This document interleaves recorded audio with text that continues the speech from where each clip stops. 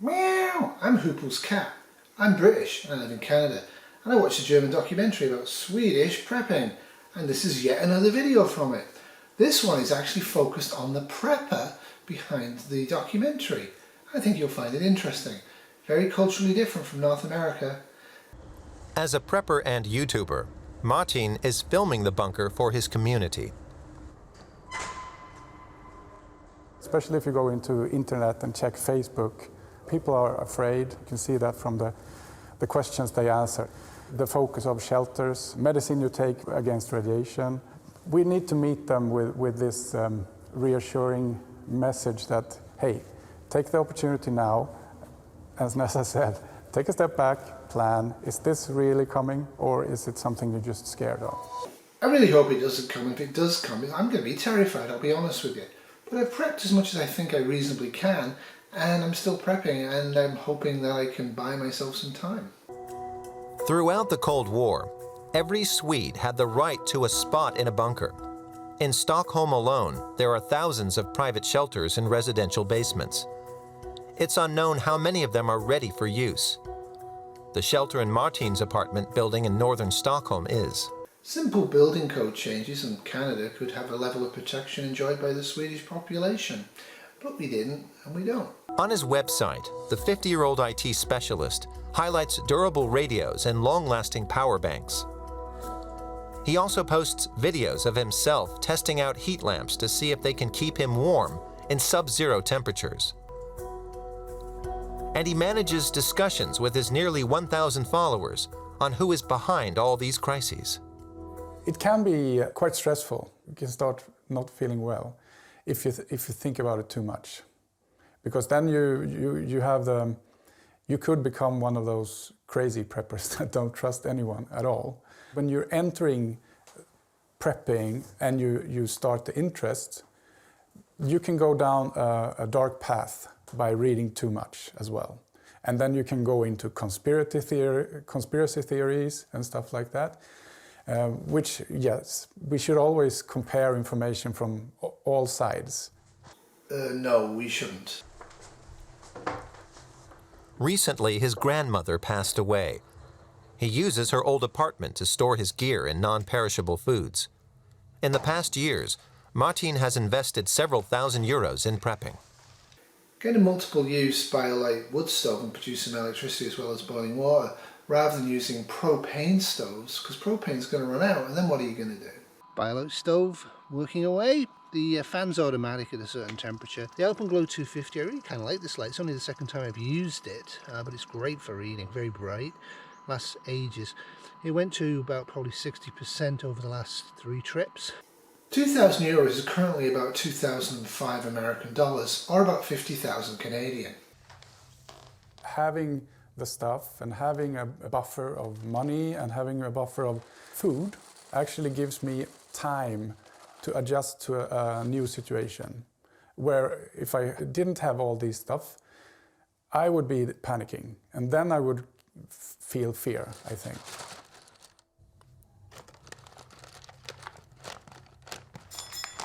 Very true, but putting dry pasta in mylar bags with oxygen absorbers, I'm not seeing the point to that. Just leave them in the original containers.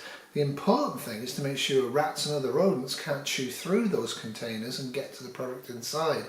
And honestly, mylar is not rat-proof. In case of a blackout, Martin makes sure to always have enough water in supply. His son Maximilian helps his father prep. This bag is made out of metallized PET foil, which is considered to be especially durable and tear-resistant. Ja, det blir nog perfekt. So. I would actually go with a gravity filter, but I'm wondering about the water filter he has that he attaches to the tap. In any sort of power outage, there won't be any mains water, there won't be any mains pressure, so he's not going to get any water. In order to preserve food for longer, Martin bought a dehydrator. Smart move. Let's see if the lemons are ready. Ska se. Ska vi se vilken det är. Ja, titta. Och And here are crispy scrambled eggs. Try them. Now they're crunchy.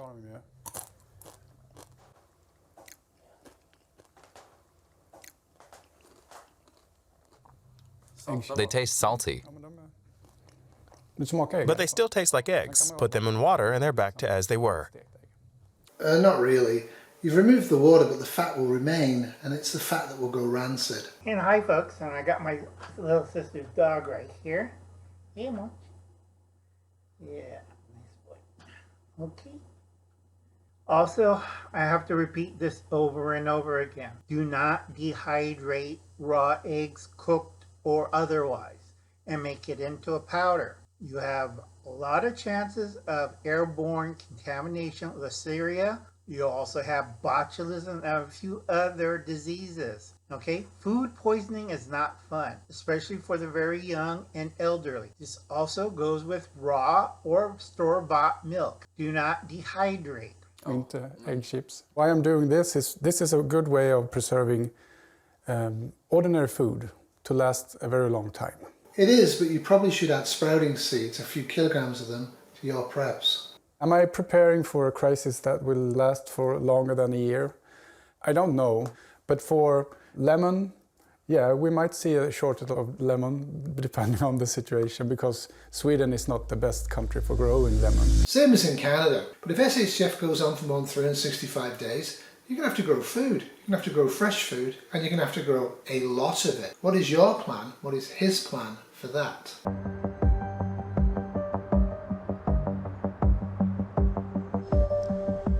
Back to the Stockholm city centre. Martin and Maximilian are scoping out possible escape routes. In the event of war, Martin believes the capital would descend into chaos as residents attempted to flee. Stockholm spans 14 islands that are connected by more than 50 bridges. But only 8 of these bridges lead out of the city centre. Father and son are looking for the best route to head south, where they could stay with relatives in an emergency. If nuclear missiles were hitting other cities in Europe or North America, it would be absolute chaos and people would be desperately trying to get out, and knowing how to get out on foot is a good idea. So we're just observing smaller bridges instead of this really big bridge, because if something happens, I mean, bridges are always targets for military actions, and we also see that people can't drive in a normal situation, so if there's a crisis, they most certainly won't be able to drive good. True that. Knowing where the choke points are and avoiding them is going to be absolutely critical to any urban bug-out plan. For these two Swedes, I would suggest they actually invest in a couple of bicycles with some panniers. That would definitely help them. I don't know whether a kayak or a canoe is a good idea or not. It depends on the geography and where they want to go. Like, you don't just bug out, right? You bug out to go somewhere. A good way could be like taking the boat out, but not many people have access to boats because everyone lives in like small and crowded places. What about inflatables? These are the Seagull 393 RL. Looks strong like bull.